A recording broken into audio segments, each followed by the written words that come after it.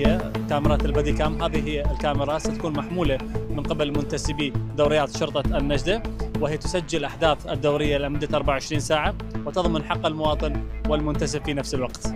أطلقت في بغداد وستطلق في كافة المحافظات، والآن في النجف أطلقت وهي مباشرة بالعمل إن شاء الله. خطوة مهمة تقوم مديرية شرطة المحافظة بنصب كاميرات لرجال الأمن أثناء المداهمات وأثناء الممارسات الأمنية. كل هذه القضايا هي تنطي رسائل اطمئنان وفي نفس الوقت سرور لدى المواطن النجفي في أن تقوم الأجهزة الأمنية أولا بحماية أنفسها من بعض القضايا التي تحدث أثناء مداهمة أوكار الجريمة أو بعض القضايا التي تحدث هناك، ولكن في نفس الوقت هي أيضا جانب اطمئنان المواطن في حماية نفسه من قبل أثناء المداهمات التي تحدث في المحافظة.